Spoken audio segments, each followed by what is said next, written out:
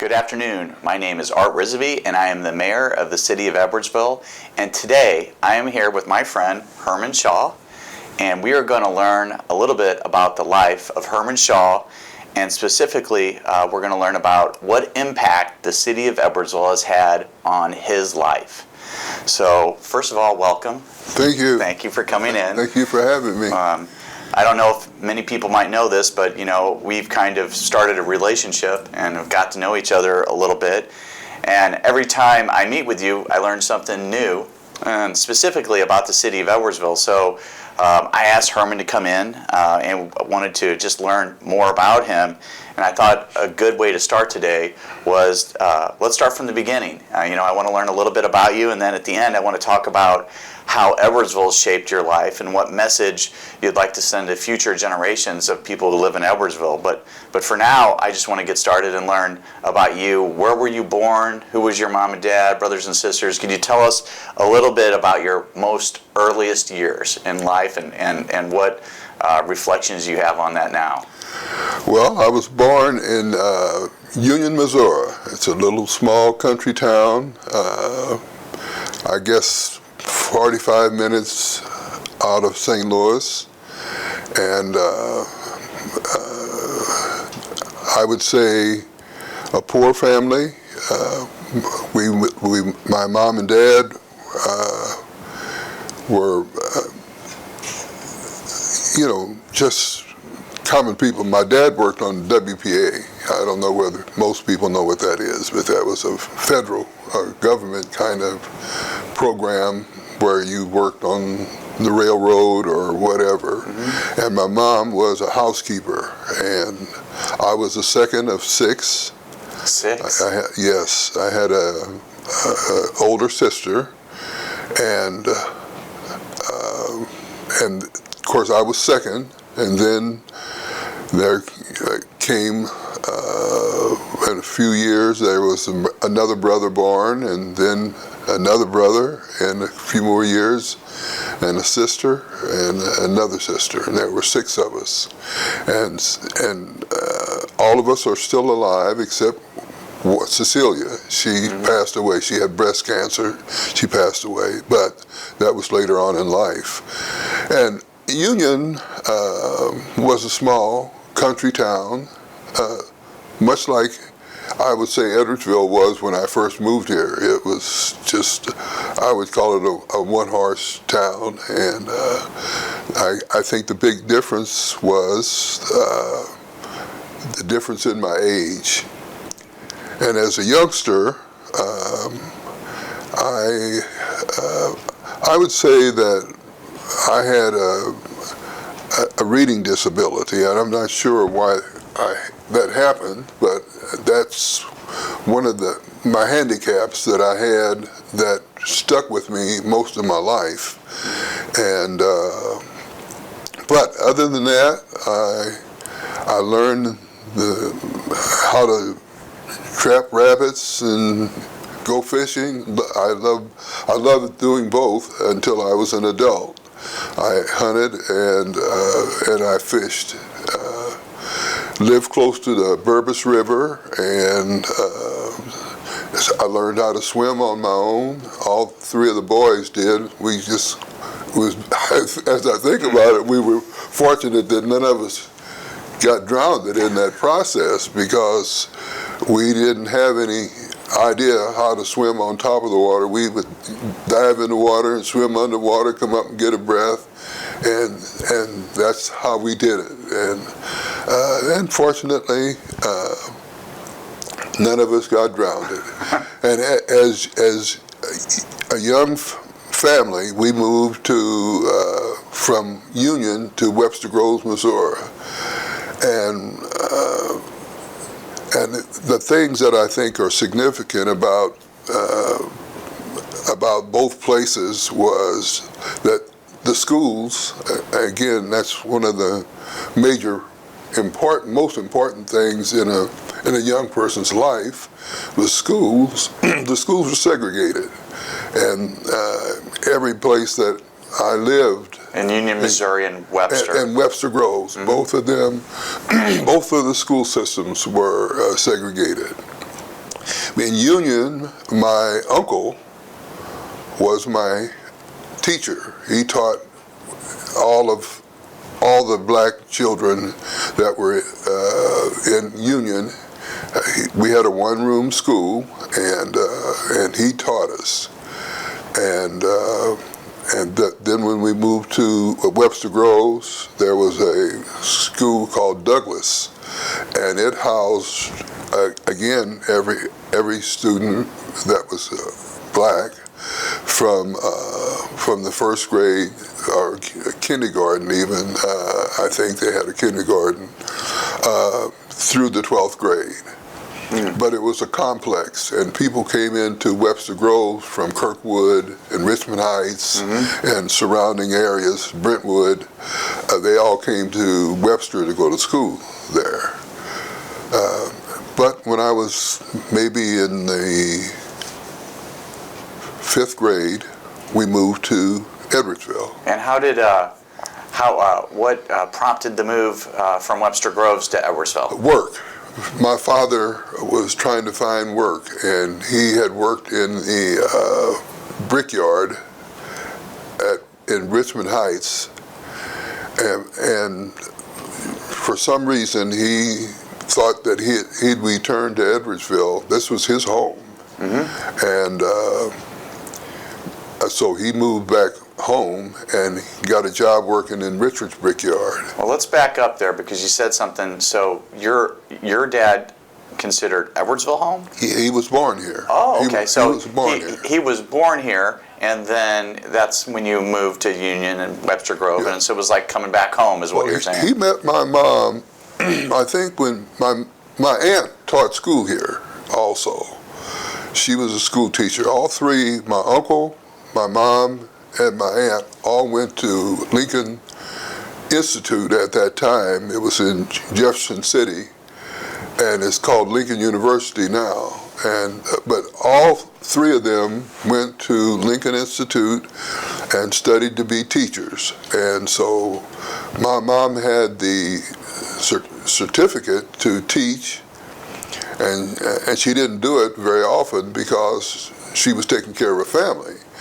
But my aunt was a teacher here in Edwardsville, and my father was born here, so he was in Edwardsville. And when my mother came here to substitute teaching, that's when she met my father. Yeah, who was working for a local great company, Richard's Bricks. Well, no, he wasn't. At that time, he wasn't working for Richard's Brick. I don't know what he was doing, but that's when he met my mom. And then they ended up moving to Union because back to Union because my grandmother owned 2 homes on the property that she had, and so she let us stay, our family stay in one of the homes that was on the property. And so they stayed there, and after we had a fire in that home, and I think that was another reason probably why we moved, because the house that we were living in burned down. And when you came to Edwardsville, what school did you start at? I went to Lincoln School. That was a segregated school. It's called the Historic Lincoln School now. Some people know it as the Manny Jackson Center, and I think it's owned now by Lewis and Clark. But that's where all black children in Edwardsville went to school. Again. What year was that, if you had to just roughly? I don't know. I should know, but I don't remember what year it was. But it was I'd say it was in the 40s. Okay. Yeah, so you started going to Lincoln Middle School, and no, it wasn't a middle school. It was Lincoln School. Period. Just Lincoln School. There was no Lincoln Middle School. And how many students do you recall? I'd say approximately 50 or something like that. So what was life like back then in Edwardsville? Well, it was. I didn't know anything but segregated schools. So, and school was not my thing anyway, because I had difficulty in school from Union to Webster Groves. Reading, not being able to read well, was a problem that followed me from Union to Webster Groves to Edwardsville. So school was a place that I went to more for social, so I could hang out with the rest of the kids, and I'd say that in school I was never a bully, or I tried to get along with everybody, and I tried to be humorous, and I would do silly stuff in class. I didn't want to be in the class, so I would do things where the teacher would say, "Herman, you got to go down to Mr. Jones' office," and she'd put me out of class, and I'd go down there and do silly stuff, and he'd end up putting me out in the hall. And so school was I guess it's a place that I wanted to be, to play with kids and things, but not being able to read, I always felt inferior, you know, so I didn't want to be necessarily in the classroom with that pressure. And so I'd spend a lot of time down on the canal, railroad tracks, hunting, or doing fishing, or doing things other than school. And when they integrated schools in Edwardsville, I think in the sophomore class, but so you attended Lincoln till you were a freshman, and then as a sophomore freshman, was your first year. My first year at the high school. That's when they integrated schools. My sophomore year. Yeah. Was that a difficult year for you? Well, yes. In many respects, it was because I was going to quit, because I just didn't want to go to with the reading abilities that I had. I just didn't want to go, and I used the excuse. I said, "Well, I don't want to go over there. White people are not going to treat us right, so I'm not going to go." And then somebody talked you out of that. You shared me once. My savior, that's what I'll call him, my football coach. And what's his name? Warren Harris. I probably get a little emotional because he came down on the school ground that summer and said that he heard that I was going to quit school. And I told him, yes, I was. And he said, well, why? And I said, because I know you white people aren't going to treat us right, or something along those lines. And he said, hey, why don't you come over and try it? He said, you can always quit. And that kind of rung a bell with me. He gave me the idea that if I didn't like it, I could quit. And so, but he said, I want you to play football for me. Well, we didn't have a football team at Lincoln because we didn't have enough guys to have a football team. So he said, I'll teach you how to play. And he did. And he taught me a lot of things. He helped me get work so I could buy clothes, and he just helped me in a lot of ways. I got to a point where being in the classroom and not being able to do the work was just something that I had to deal with and try to do better, because the benefits that I had from being there and meeting people and the experience that I had there, I played 4 sports and sang in the choir and sang in a barbershop quartet. And is that where and you shared with me in the past, is that where your love of music started, or did you have that early on? I think that I always did like music. I never had been participated in it, but I always enjoyed voices. whether they were Paul Robeson, I think, was a baritone, well-known black man that I'd heard sing many times, and had a choir at Douglas, and so I just learned to enjoy vocal music, and I don't know, I guess I really liked instrumental music too. I didn't play an instrument. I think I had fooled around with a drum, playing a drum in the band down at Lincoln School, but I didn't read music or anything. But I also had a music teacher that I met, a woman by the name of Miss Weedeye, and she was a local music teacher. Not at the high school? Not at the high school, no. She was my mother worked for her, and she'd heard that I had a decent voice, and some of the guys that were in the barbershop quartet took voice lessons from her also. So she worked out some kind of deal with my mom that she'd give me voice lessons. Really? And so I took voice lessons, and I sang in all the musicals at school. I tried out for the Muni Opera. Really? Yeah, they had Old Man River came to town, and I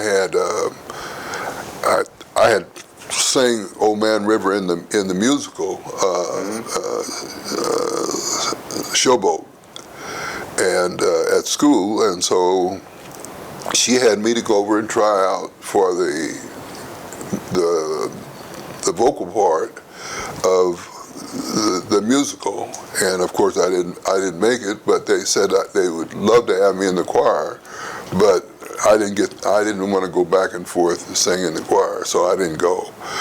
So that's how all that started. That's how all that started. So it's interesting, as a parent myself, you always want your kids to get involved in school, and for somebody who had a rough time early in school, it sort of seems like you were very active. I mean, when you talk about playing 4 sports, which I assume was football, track, baseball, but I don't know what the 4th one was. Basketball. Basketball, Yeah. okay. Yeah. And then you also were involved with singing. You were pretty active. Yeah, I stayed active, and I have to be honest, I looked on some papers that were on the desk next to me sometimes when I had to put an answer down in math class or something like that. I don't know how I got through it, but you were just daydreaming. Yeah. Just leave it at that.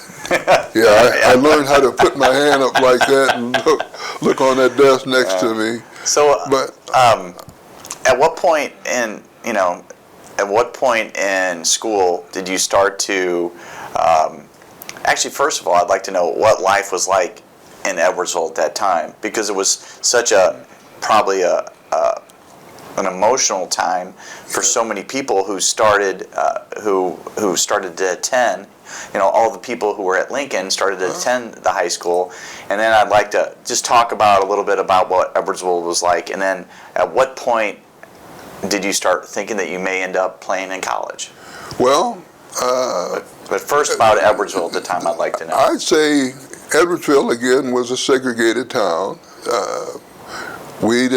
We weren't allowed, even after integration of the school system, we couldn't go in restaurants and things like that in town, here in Edwardsville, and get a sandwich, or after the basketball games or the football games, I couldn't go in Musso's or any of the other restaurants and with the team and eat. That just didn't happen, and so I didn't like that, but nobody would, and I don't think most of the guys on my team liked it either. I went to Benton, Illinois overnight, and I was wondering who was going to be my roommate, and things, and Coach Luco came over and told me he had somebody he wanted me to meet, and I wasn't even able to stay in the hotel with the rest of the team. I had to stay with a bellhop or somebody, a family. So there were many tense times in my life because I was a person that believed in that smart people, educated people should know that you don't judge people by the color of their skin, and I was very vocal about that. Even in school, in my classes, I would just say, teachers would say, "Well, it takes time." I said, again, I consider you as being intelligent people, and here I am. I'm not so smart, but I know that this isn't right. And it just seems to me that you can do better than this. And That's so, that's so impactful, really. As a young person, I don't know if kids today could deal with something like that. Well, what kept you to be so positive? Because, if I had to go through something like that, I imagine that I would just be angry. Well, but obviously you were able to deal with it at a different level. Some of the people that I met in school that were white, Jack Butler, Mike Newell, these guys, Carl Fish, these guys were the seniors, and Cliff Hoppy, those guys were gentlemen.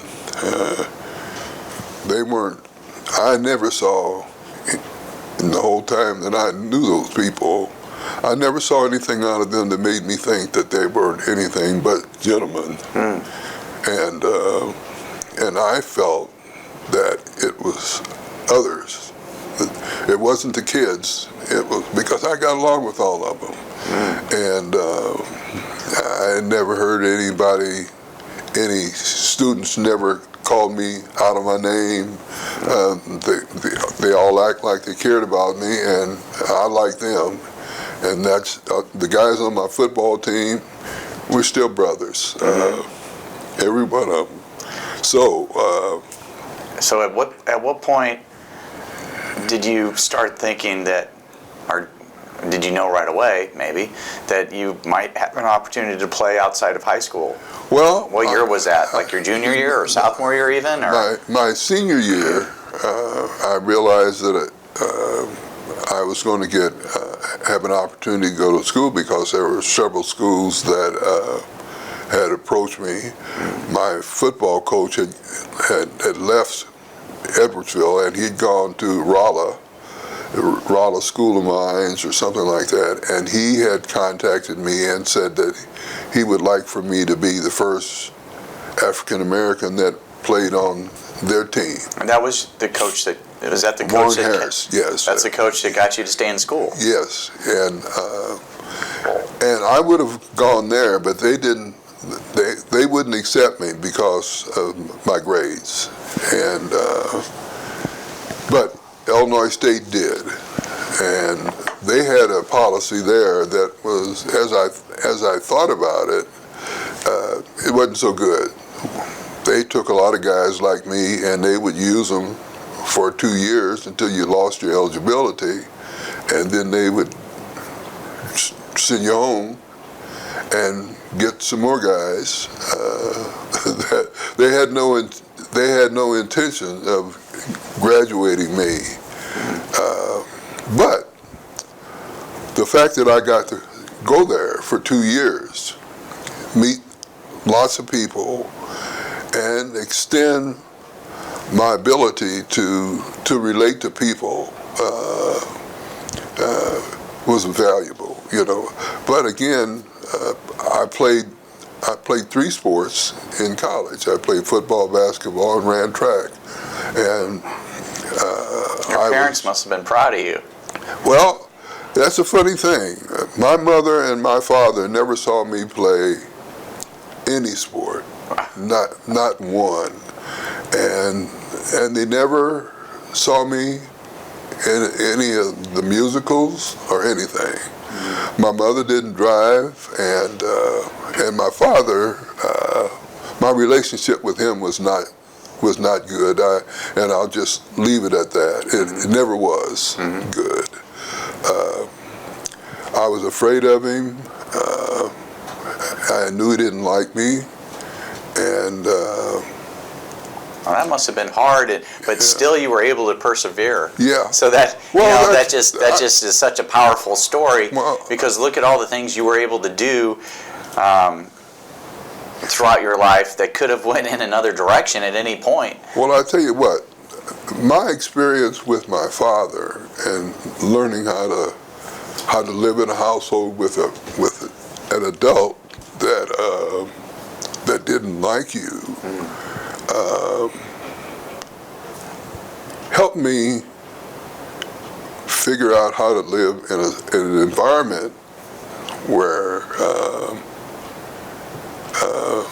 and survive in an environment that wasn't always the best, So when you say environment, do you mean your household and also the environment in the country at the time? In the community and the country, yes. So you learned how to take a difficult situation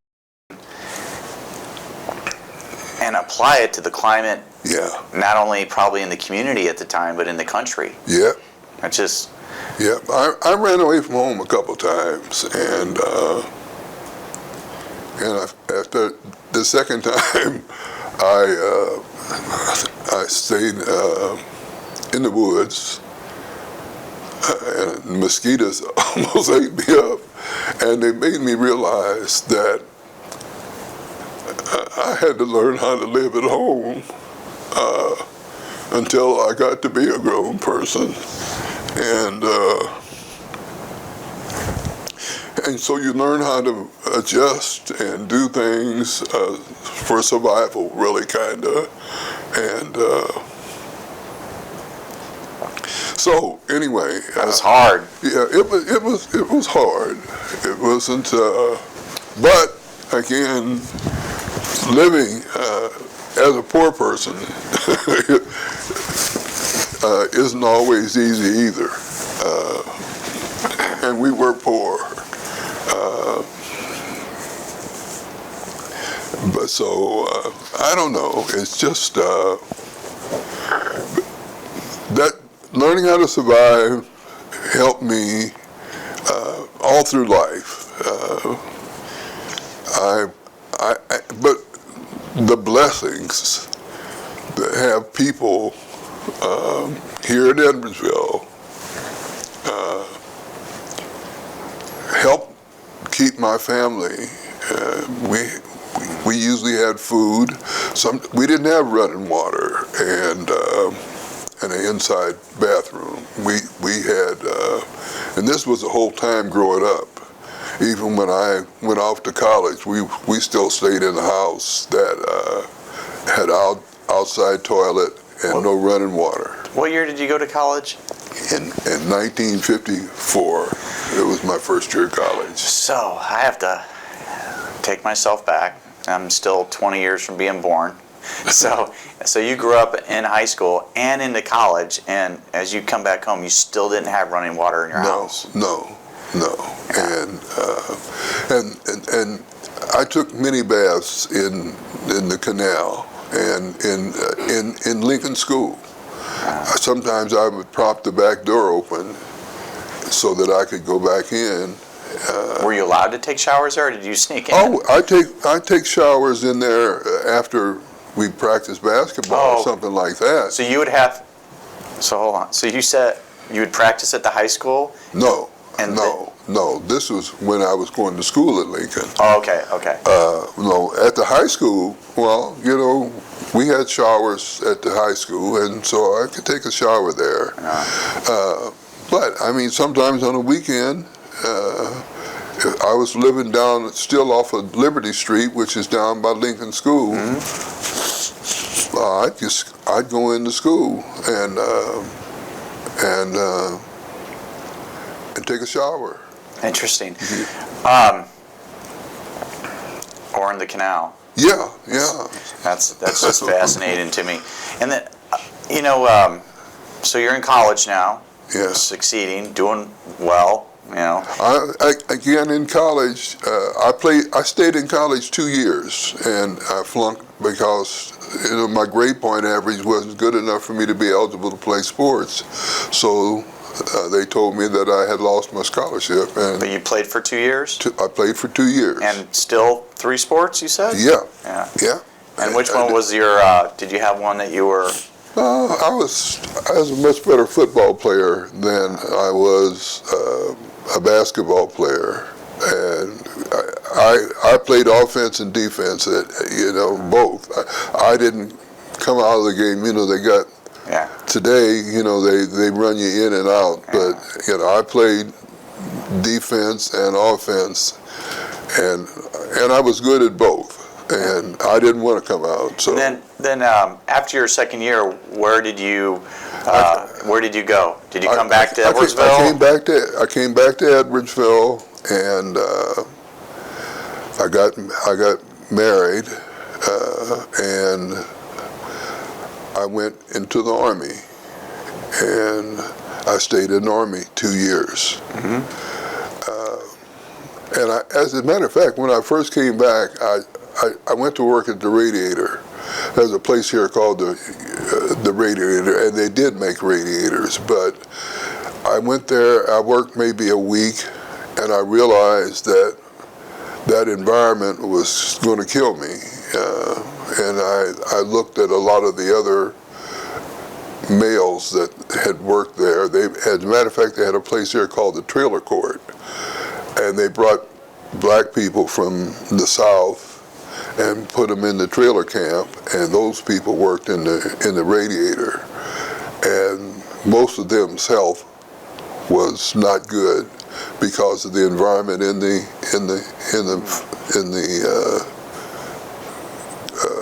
company. It was just not good. So you worked breathing there, a lot of sand and stuff like that. I bet. So I think you made the right decision there. Yeah. Oh yes. And then you ended up in the Army? I went in the Army, and I went to Fort Leonard Wood, and things were so segregated down there that I could have stayed there and played basketball. For the Army? Yeah, I could have. But there was a guy there named Ralph Beard that had gotten mixed up in the basketball scandal for shaving points. But I had not seen what they call a pure shooter before until I went to Leonard Wood. And I played against him at first. And he would cross half court and he'd shoot the ball, and I'd hear him say, "That's two." So he played for Lindenwood? Fort Leonard Wood. That's all I did. Fort Lindenwood. He played for the Army? Yes. Was he on your team? No. You played against him? Okay. I played against him, but even playing against him, he saw that I had some skills, and he told me that if I wanted to stay there, he would talk to the people and get me to stay there and play on his team, because his team was also out of Fort Leonard Wood, but he played on another company or major team or something. I don't know what he played for, but. And then what happened there? Well, I told him I didn't want to stay there because it was too prejudiced there. But I signed up to go to a military school camp. I wanted to be a military police, and so they sent me. I qualified for that. So I went to Camp Gordon, Georgia, and it was worse. It was worse down there. So you were in one place, needing to get out of there, and then you went someplace. And I mean, I went into town one time and had my uniform on, and they made me get off the sidewalk. They just called me the N-word and told me, "Get off the sidewalk." And I didn't exchange words. I knew I didn't have any. I was sharp enough to know that was not a winning situation for me to start a discussion about whether I should get off the sidewalk or not, so I got off. But I said to myself, 25 years old then, I assume. Yeah. 24, 25. Yeah. And I just told myself, just don't come back down here anymore. And when I left Camp Gordon, Georgia, I was on a train, and we had to stay in the caboose on the train until we got up across the Mason-Dixon line, and I don't remember where that was, but I remember somebody coming back to the caboose and saying, "Okay, guys, okay, boys," or whatever they said, "you can come on up now." And so we went up in the rest of the train. But is that because you transitioned from one state to the next? Yeah, well, you transitioned, like there was a Mason-Dixon line somewhere between Georgia and Missouri, and it might have been in Missouri, but it was a place where they called the Mason-Dixon line, and on the other side of it, you could sit up in the rest of the train, but down south, you just couldn't.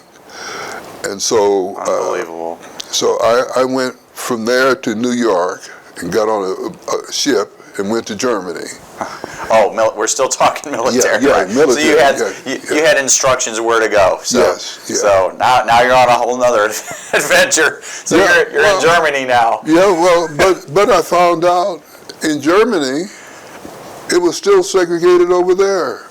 And it wasn't the Germans, it was the American soldiers. They just did not want blacks to come in the same places that they went into. So every time you think you're moving ahead, moving to somewhere better, and then you're taking 2 steps back. Yeah. So, it was. And did you get there and were you like, what have I gotten myself into now? No, I played sports. In Germany? In Germany, I played basketball, football, and ran track. That's all I did. Yes, that's all I did. I did. As a matter of fact, if I could have stayed over there, they would have hired me to. They said that they wanted me to play football, and not American football, but soccer.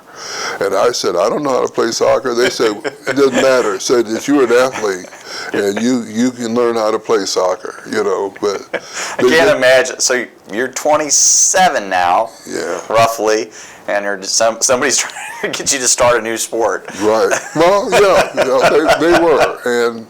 But I came home. And went to work at the state hospital. And that's where I really found my station in life and my ability to work with people. Because you ended up in administration, right? At the state hospital. Yeah. Yes, I was a technical. Let's see what they call me. I don't know. Unit chief. That's what I was.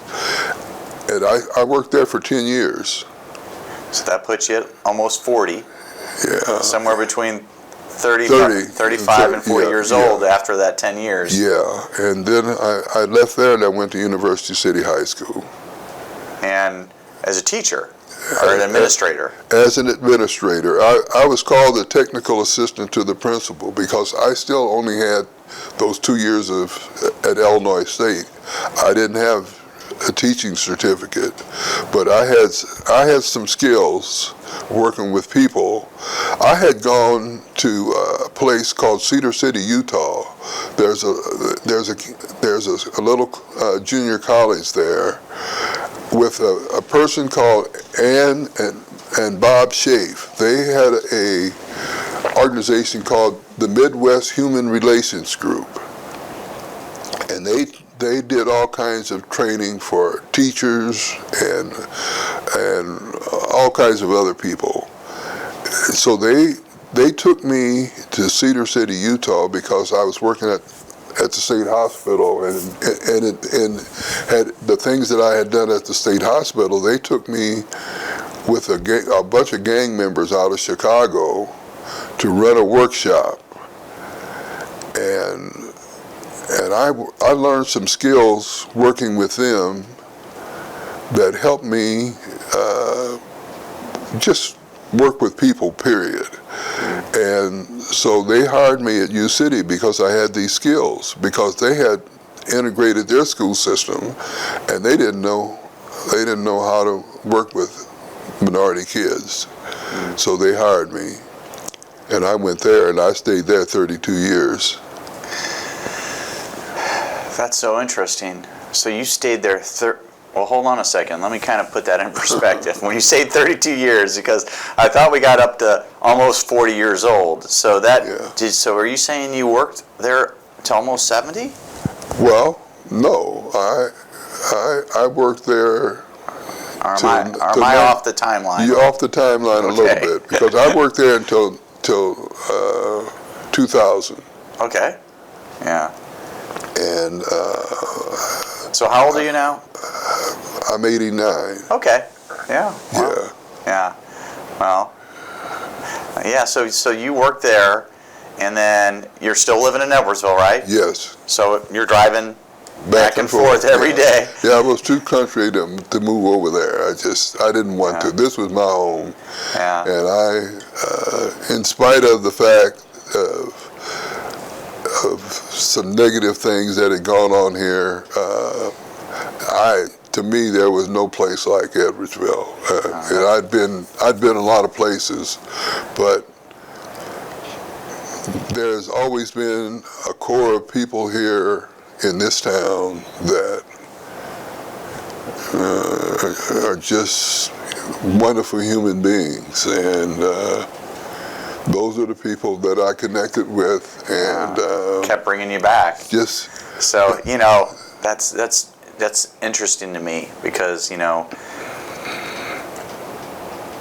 what I've learned about young people is so many times they want to leave where they're from, but I think a lot of times when they do that, they realize what an incredible place Edwardsville is. Well, this is an awesome place. Because just look at all the places that you've been, from Union, Missouri to Webster Grove to Georgia to New York to Germany.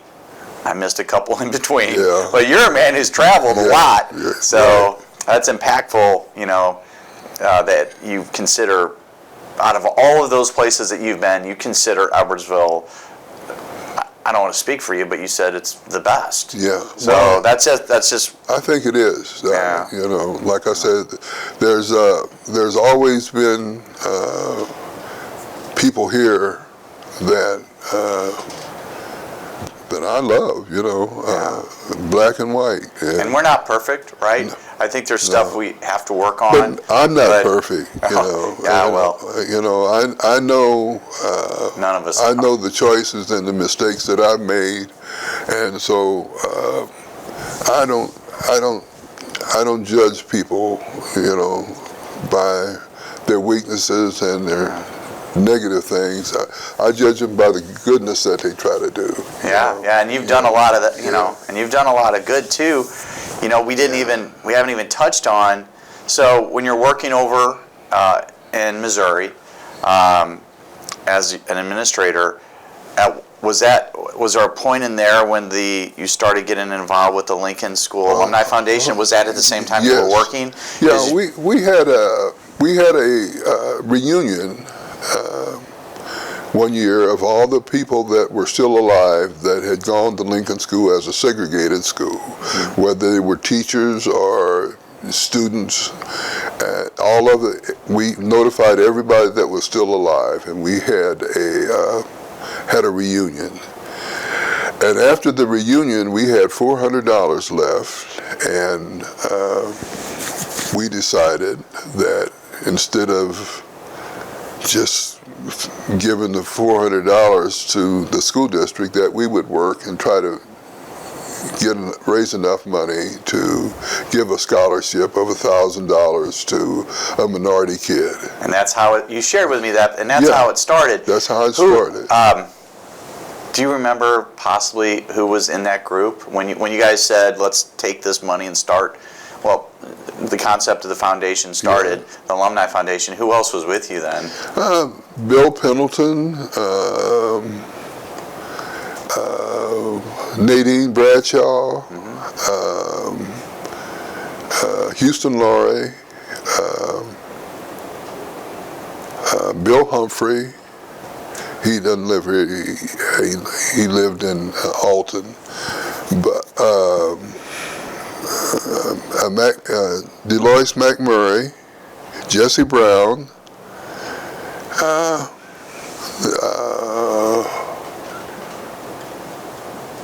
Carter Jean McMurray.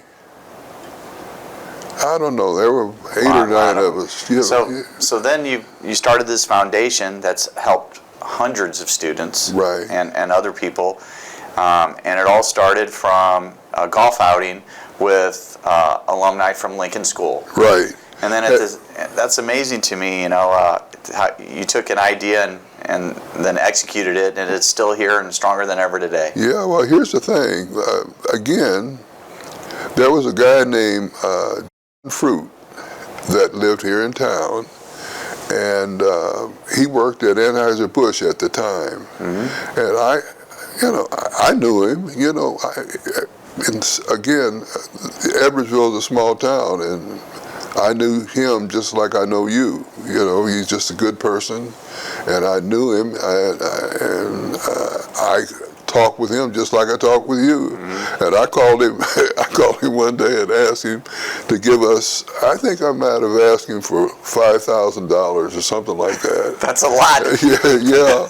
But I didn't want him to give it to me. I wanted him to get Anheuser-Busch, Budweiser, to do that. And he said, Herman, we don't give out 500,000 maybe, but 5,000, we don't fool with little donations like that. And he said, but I'll tell you what I'll do. He says, you figure out what you need to have a good golf tournament. And he said, and I'll get that for you. So he got us 12 golf bags and a whole lot of golf balls. That's a lot. I'm telling you. I'm telling you. We had the best golf tournament in this area. He must have liked you. Oh, well, he did. He's just like a lot of people. Yeah. In Edwardsville, they like me, I like them, and that's just. But yes, anyway, he saw that we got that for, I don't know, 5 or 10 years, until he left there and went to Coca-Cola. Yeah. Every year we got it, and that's amazing. And then along with the foundation, I know also that you're on the symphony board. How did you end up being involved with the Edwardsville Symphony? Well, as part of Lincoln School Foundation, we asked the orchestra from the high school, the orchestra from the university, some people from the St. Louis Symphony Orchestra to have a concert, and the Suzuki kids. And we, as a foundation, we organized that and used it as a fundraiser. And I met Angelina then. And so down through the years, Angelina and I just have developed a good, and she's director of the orchestra. Yeah. And she was the director of the high school orchestra for many years, several years. So even at this point in your life, you're still heavily involved. Oh yeah. I just think that Edwardsville is a place that should be lighting the way for places in southern Illinois. Should be able to look to Edwardsville and say, we need to do what they did over there, because we should be setting an example for everybody. I think with the people that we have here in this town, there is nothing that we can't do for the kids that we're responsible for. And that doesn't just include, District 7 doesn't just include Edwardsville, it's Darcy and Morrow and many communities, several communities, yes. I think with us having the responsibility for those kids, we need to be showing people, this is what you do when you love your kids. This is what you do for them. Our community's really come a long way. So I know that you've been involved with the Lincoln Alumni Foundation. I know that you are involved with the Edwardsville Symphony. I know you were a great athlete. I also know you love to fish still. Is there something that you're involved with in the local community that we may not have discussed? Is there, or is your main passion still the foundation and the symphony? That's my passion. I think helping other people, other organizations. That's what I'm about. Helping kids. That's the main focus for me, and my life right now is to do things to help children grow up to be intelligent, smart, but good people. Yeah. Also, people that know what it means to be kind to other people. I have this feeling that that's why there's so many humans in the world, that we're here to help each other. Not to figure out how to make a bomb or something to blow up a lot of folks and kill a lot of people, but to help each other. Yeah. And that's what's got me to where I am now. I've had so many people to help me in my life that there's no way for me to give back any what I've received. Yeah. Well, you definitely answered one of my questions, because when we started, I wanted to know, what it was like to grow up in Edwardsville. But kind of in closing, I just want to give you an opportunity to say, if you had a message that you wanted to send out to future generations of young people and all people who live in Edwardsville, what message would you like to send them about our city and just about where we are now as a country? Well, where we are as a country and where we are as a community, I would hope that we've made more progress as a community than the country, because I feel that as a people we're a lot closer together here in Edwardsville than what I see and what I hear across the country. But I still think that as adults we should be trying to set an example, not only for other people to look at, but our kids. For example, kids should know what it means to be the mayor of a community. Well, they should, They need to know that, because one of these days, one of those youngsters out there is going to be the mayor. Yeah. Well, I think they might want to know how to be the next Herman Shaw. Well, too. They need to learn how to be good people. I think you're a good person. I think I'm a good person. But I think kids need to see that it's okay to be good. It's okay to be kind. And I think that they look to us adults for guidance. And they might not always get it at home, but almost every kid in this community has a responsibility, and they get in trouble if they don't go to school. Yeah. So they go to school every day from the time they're 4 or 5 years old until they're 17 or 18 years old. Yeah. And so, I think the school system has a responsibility to give kids the kind of experience that, make them realize that they were blessed to grow up here, and have an opportunity to go to the school system, because we have exposed them to so many positive things, and we've also set an example for them how to take care of this place and keep the good things going after we're gone. Yeah. So I don't pass up an opportunity, just like coming here. I didn't know what was going to happen here, but I came because I thought maybe something that I say might filter down or filter up into some kids might hear it and understand a little better what their responsibilities are to this community. Yeah. We've got a head start on a lot of communities, but we got to quit. I think we have to quit bringing in pizza places and places to eat. We got work. We got work some work to do. Yes, absolutely. Yeah, we got some work to do. Well, Mr. Shaw, I wanted to first of all, I want to thank you for coming in and telling us about you, your life, your experiences, your time in Edwardsville, and where you see the future of Edwardsville going, and communicating that message to the young people. So on behalf of the city of Edwardsville and the citizens of Edwardsville, I just want to say thank you for everything you've done for our community, for the foundation, for the Edwardsville Symphony, and also just all the people day to day that you run into and had an effect on their lives. So I just want to say thank you for coming in.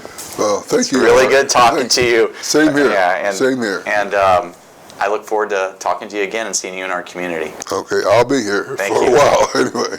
Thank you.